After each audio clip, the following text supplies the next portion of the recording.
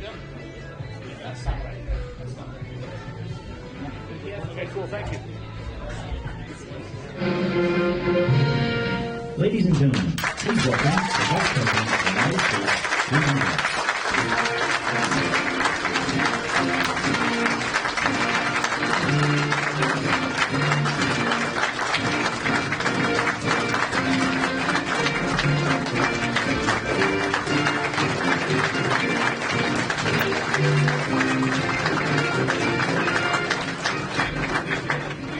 Please, at ease, have a seat. We're going to be talking for a long time. I heard you guys love speeches, so I've got about 90 minutes of prepared remarks here. I want to thank you all for being here. USA! There we USA! USA! USA! USA! USA! So, I want to thank our guardians, our airmen, and everyone else for the warm reception in a very, very cold place. I think it's probably the coldest place I've ever been, but you guys managed to do a great job despite the weather. I want to bring a message for President Trump. He's grateful for your service, grateful for what you do up here, and just wanted me to tell you that he's proud of you and he thinks about you. And of course, the same is true for everybody that's flanking me up here. We're thrilled to be here because the mission that you guys do is so important for the United States. It's important for our national security. And today, everybody that I met to a person was professional, was kind, was knowledgeable, and was dedicated to our country. You're a great credit to the United States of America, even though you are very, very far from home. I met some Texans and some Floridians today, and I thought to myself, man, you guys have really signed up for tough duty here in Greenland, but it's a beautiful place. It's a striking place, a very harsh place. The Colonel showed me around, but a very beautiful place. Even in right now, I guess we're still, at least here in Greenland, in the heart of what is winter, because winter, I guess, lasts about 9 months here in Greenland. So I want to thank our reporters for following us around today and covering what we're doing. We'll take some questions from the reporters, but before we did that, I wanted to give some of my special guests an opportunity to say a few words. So we, of course, are thrilled to be joined by Juliet, our National Security Advisor's wife, and by my wife, our Second Lady, Usha.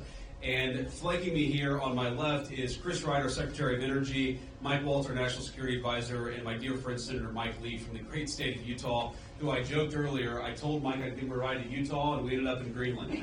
But I want to, because each of them care about this territory and care about the mission of the American military here in Greenland, for various reasons, touching each of the areas that they focus on, I thought it would be worth hearing from each of them for a little while. So, Chris, if you would say a few words about the importance of energy. Thanks, Chris. Here we are. I will. Echo the Vice President's comments to thank you for your service to our country, wherever it is, whatever it takes. And I think we see right here in this beautiful air base in the high Arctic what energy can do. We can make a tough high Arctic environment a beautiful place to live, a comfortable place to live, all sorts of scientific instrumentation, military mission to monitor what's going on in the world. None of this was possible not long ago. President Trump was elected to re-energize America, to take the beauty that you've seen up here and make that a thing of pride and ambition again. Not shaming of energy, not trying to stop its growth and its prosperity, but to re-energize it. So energy makes the world a beautiful place to live. It makes us comfortable and have long, opportunity-rich lives. I'm thrilled and proud to be part of this administration with President Trump and Vice President Vance. Thank you all for your service. I'm honored to be here.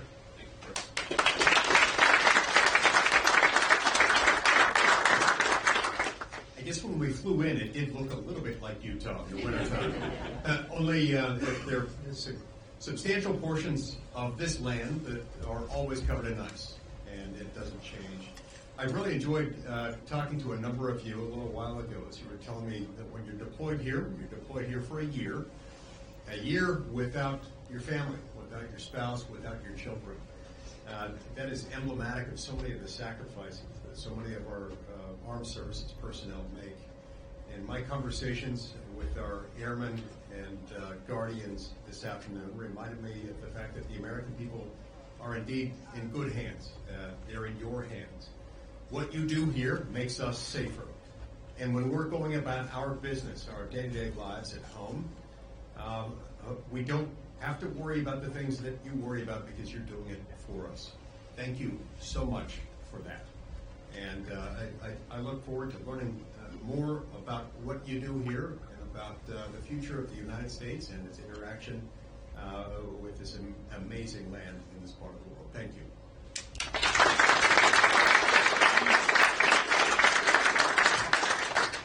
Thank you, Mr. Vice President. And I just wanted to take a minute and thank you all to the airmen and women, to the Guardians who are keeping us safe day in and day out. You are continuing a tradition of the U.S. military's presence in Greenland since World War II, 1951 Defense Treaty.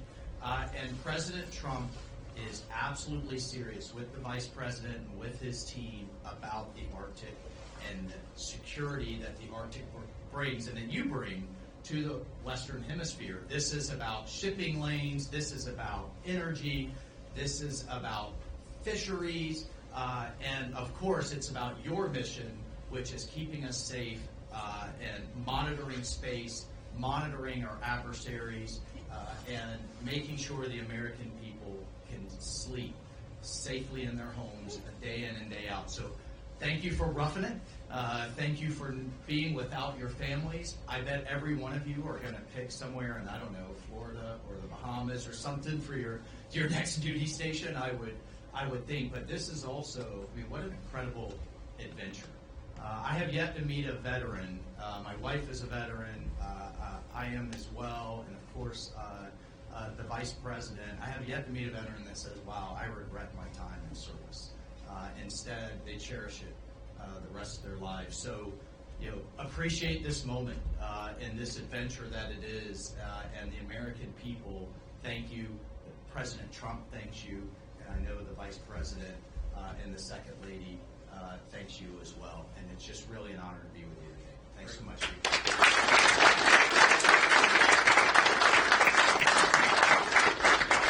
So thank you, Mike. And let me say just a couple of other things, and then we'll take some questions from the reporters. So, number one, I think a lot of Americans wonder, why does Greenland matter so much? Why does the mission of this base matter so much to the American people?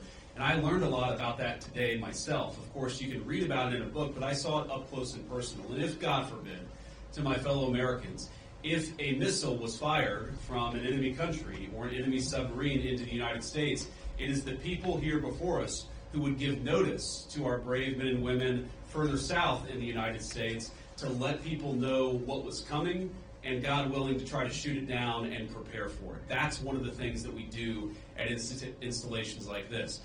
We know that Russia and China and other nations are taking an extraordinary interest in Arctic passageways and Arctic naval routes, and indeed in the minerals of the Arctic territories. We need to ensure that America is leading in the Arctic, because we know that if America doesn't, other nations will fill the gap where we fall behind. So what you guys do is so critically important. I think a lot of Americans, certainly I, didn't realize it fully until President Trump started talking about the importance of our Arctic mission, about building upon it, and ensuring that America can lead in the Arctic for the next generation. And now I want to talk about, of course, the interaction and what Denmark, I think, has done, and sometimes in partnership with us, but let's be honest, what Denmark over the last 20 years has failed to do in some cases, because we know that unfortunately this place, this base, the surrounding area is less secure than it was 30, 40 years ago, because some of our allies haven't kept up. As China and Russia have taken greater and greater interest in Greenland, in this base, in the activities of the brave Americans right here, we know that too often our allies in Europe have not kept pace. They haven't kept pace with military spending, and Denmark has not kept pace in devoting the resources necessary to keep this base, to keep our troops, and in my view, to keep the people of Greenland safe from a lot of very aggressive incursions from Russia, from China, and from other nations. Now, President Trump, as he says all the time, and as a lot of people recognize, is a president of peace. We want to have good relationships with everybody. That includes, even to the extent possible, the Chinese and the Russians. But part of having good relations is showing your strength when you have to. And unfortunately, the story of Greenland over the past 20 years when it comes to security is that we've underinvested in the infrastructure, we've underinvested in the security architecture, and we've underinvested in the brave men and women who are doing a very hard job, as Mike said, to keep all of us safe. That has to change. Now, when I pointed out a couple of weeks ago that in some ways, with all due respect to our Danish allies, they had not kept pace, there was a lot of criticism from Denmark, a lot of attacks at the Trump administration, at the president, at me, at others in our administration for saying the obvious, which is that Denmark hasn't done a good job at keeping Greenland safe. And one of the things I heard was, well, what about the many Danes who lost their lives in the war on terror fighting alongside the United States? Well, look, we obviously honor the sacrifice of our Danish friends in the war on terror 20 years ago, just as, for example, the French honor the sacrifice of Americans in Normandy 80 years ago.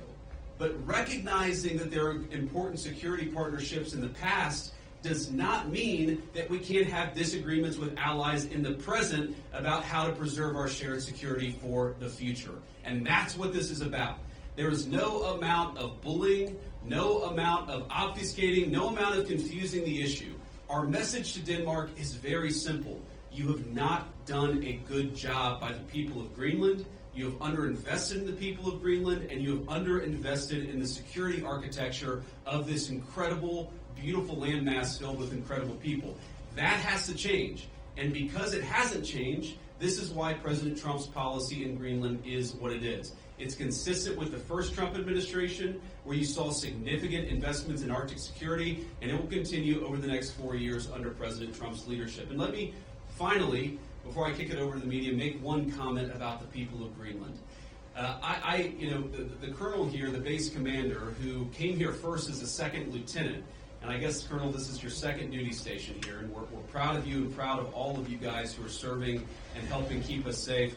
I heard a lot about the respect that our American troops show for the local Greenlandic population, the way that we make and create shelter for hunters and dog sledders, the way that we found ways to turn over traditional tribal land to some of the local populations in order to ensure that they're able to live in accordance with their values.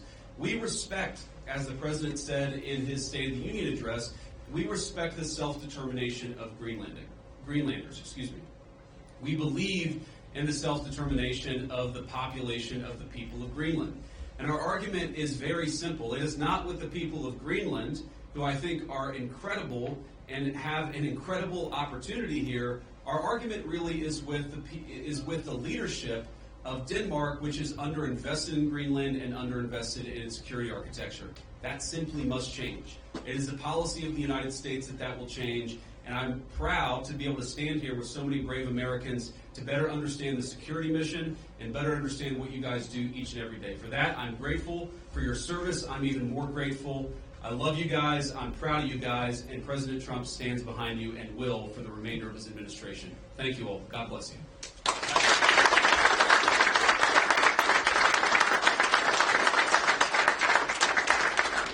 All right, now we'll take a few questions. Both of you guys have your hands up. Whoever can go first. Red scarf, go first. Yep, sure.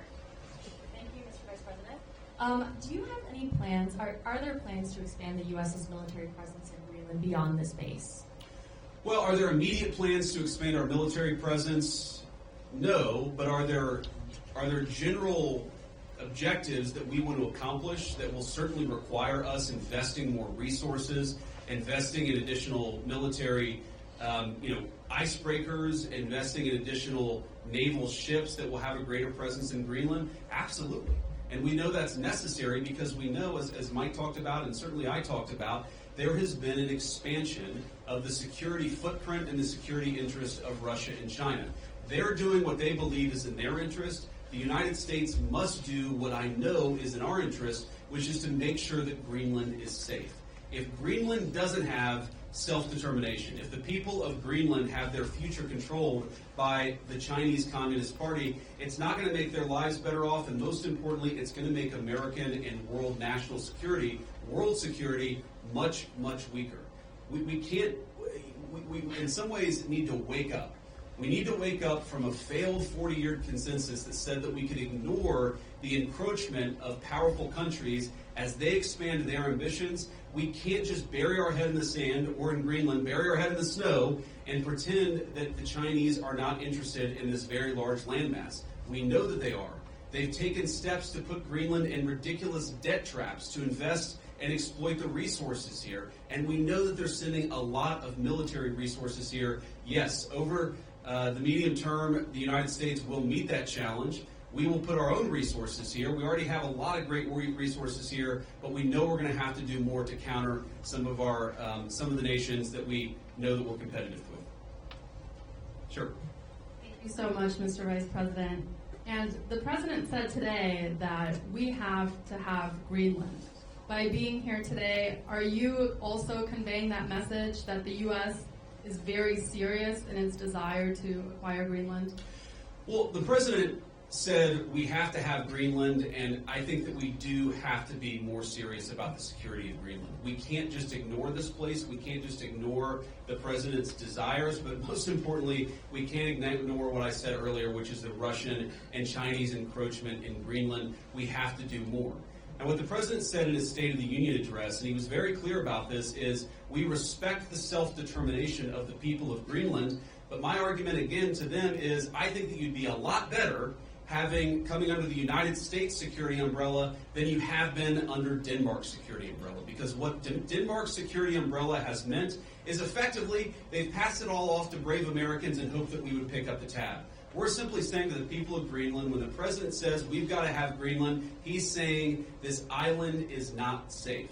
A lot of people are interested in it. A lot of people are making a play. We know that America cares about the security of this island for the sake of the people of Greenland, but also for the sake of the national security interests of the United States of America. So our message is very simple. Yes, the people of Greenland are going to have self-determination. We hope that they choose to partner with the United States because we're the only nation on earth that will respect their sovereignty and respect their security, because their security is very much our security, as these brave Americans show. John Parkinson with ABC News. Thanks for bringing us along on this historic trip. I wanted to ask you about last week's news with the Atlantic. We've had a couple questions on Greenland. I feel like you've answered that. But I did want to ask, did you express your concerns to the President that you were opposed to the Houthi strike? And also, what did you mean when you asked, or when you said in that thread that the President wasn't aware that his directions for Yemen were inconsistent with his message on Europe? Well, I didn't quite say that. I think that's a slight misunderstanding of what I said. But we've talked, of course, in the American media about Signalgate, as I called it, for the past week. And here's what I told the President and the entire national security team, is that, yes, it is in the interest of the United States of America to preserve navigation. Yes, it is in the interest of the United States to kill terrorists who are preventing navigation in the Red Sea, but we got to make sure that we do it right. We have to be careful. We have to make sure the timing is right. And of course, what that leak revealed, I think, is a private communication between the President's senior advisors about how best to prepare the American people for what we all thought we had to do, about the right timing of when we should do something, and of course, surfacing the strategic questions that we needed to decide and brief the President on so that he could ultimately make the decision about what we would do. What I saw in that signal chat, and of course what I've seen in the President's senior national security team, is that sometimes we all agree and sometimes we all disagree, but it's important that we all have an honest conversation amongst ourselves and with the President of the United States about what we think is the best interest of the national security of the United States of America. I support the President's decision to strike the Houthis. I always supported the President's decision to strike the Houthis, and I support the national security team having the argument about how best to serve the American people. Go ahead. In your security briefing today, did you see specific threats coming from China and Russia, things that you did not know about before? Are we talking battleships, icebreakers, any type of military equipment, or is it economic? Well, I don't want to get too specific, but yes, we know that the Chinese are very, very interested in this island. We've seen some of the economic pressures that they've tried to place on Greenland. We know that they're increasingly engaging in military training and military interest. Certainly, they've started to describe themselves as a near Arctic power. And I think part of that is justifying taking a further interest in Greenland and some of the surrounding territories. So we've seen very strong evidence that both the Chinese and the Russians are interested in Greenland. And why wouldn't they be interested in Greenland? It's a beautiful place. It has incredible people. It has its geographic placement makes it very important for the national security of the United States, but for world security. What we have to recognize is that if the Chinese and the Russians are going to pursue their national interest, we need a president who's going to pursue the American national interest, and that means ensuring that Greenland is safe. When can we expect an update on the internal investigation into that signal chat leak? Has that investigation concluded, and what are the findings? I think we'll get an update soon. Look, we take it very seriously. We all accept that a journalist should not have been invited into the chat, and members of the administration, including my dear friend Mike, have taken responsibility for it. But I find the American media's obsession with this issue very, very interesting, because I happen to remember about 4 years ago when American military leadership made a catastrophic error that got 13 innocent Americans killed in Afghanistan and had about $80 billion of military equipment turned over to one of the worst terrorist organizations in the world. And for years, the American media ran cover for a Biden administration that refused to fire any generals or even launch an internal investigation that was meaningful and substantive about what happened. And now the same American media that covered for the Biden administration after the untimely death and the unnecessary death of 13 brave Americans is really, really interested in forcing the President of the United States to fire someone because of a signal chat. Because of a signal chat. That is not honest behavior from the American media, and if you think you're going to force the President of the United States to fire anybody, you've got another thing coming. President Trump has said it on Monday, on Tuesday, on Wednesday, on Thursday, and I'm the Vice President saying it here on Friday. We are standing behind our entire national security team. Can I just ask you about... Yeah, go ahead. The tariffs. There's been some retaliation, some signals at least in the media that Canada's going to respond, some of these others are going to respond to the president's tariffs. What's your message for Americans that are going to see costs increase on auto manufacturing, new cars, that kind of thing? Is it Buy America, or what's the message going forward there? Well, let me say a couple of things. First of all, for the Canadians, and we have many dear friends in Canada, and of course we love the Canadian people, but the Canadian leadership threatening retaliatory tariffs against the United States, as President Trump often says, they just don't have the cards. There is no way that Canada can win a trade war with the United States. What President Trump has said is that he wants to level the playing field. For decades, Canadian leadership has forced American farmers and American manufacturers to play by an unfair set of rules. All President Trump has said is that we're done playing by an unfair set of rules. If you're going to do something to our industries, then we're going to do something back to your industries. That's how you protect American manufacturing, and that's how you protect American jobs. Now, what I'd say to the American people is look, the president ran on this, and he said very clearly that we're done being the piggy bank of the entire world.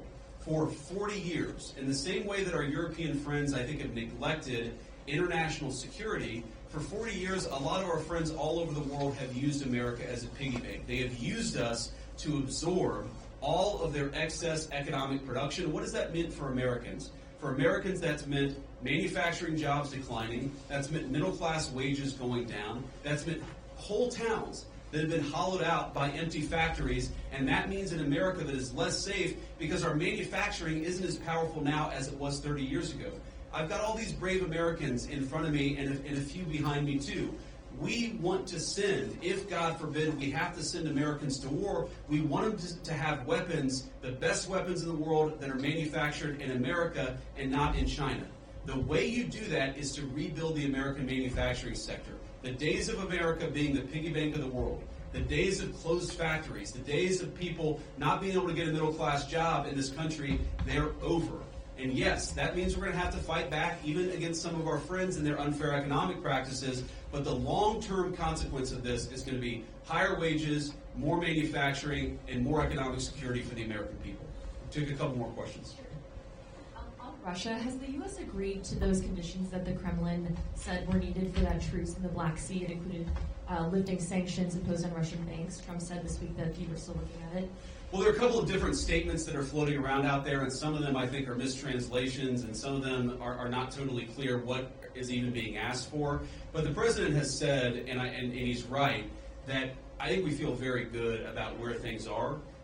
We trust but verify. We make sure that what we're seeing from one party is met by the other party and vice versa. But I think that we've made an incredible amount of progress. We have to remember that this war started under Joe Biden's administration. It has led to an unbelievable amount of death and destruction. And for the first time in almost 4 years, thanks to President Trump's leadership, we have an opportunity to really achieve a peaceful settlement. The president's going to fight every single day to make sure that happens. And of course, we'll keep you guys updated as we continue to make progress. I do think if you look at what we've talked about, we've obviously got this energy infrastructure ceasefire. We've got a Black Sea commercial ceasefire that I think is almost done. And once we get there, we'll work on the next stage of the ceasefire. Yeah. The president has previously not ruled out military force when he's talking about taking over Greenland. But your rhetoric today is more about encouraging the Greenlandic people to vote for independence. Do you think the rhetoric has changed about that, or what's your message there? No, I don't think it's changed at all. Look, the president said clearly he doesn't think that military force is going to be necessary, but he absolutely believes that Greenland is an important part of the security, not just of the United States, but of the world, and of course the people of Greenland too. It's very simple. I think the president's been very consistent here from his State of the Union, from his inaugural address, and every public statement that he's made.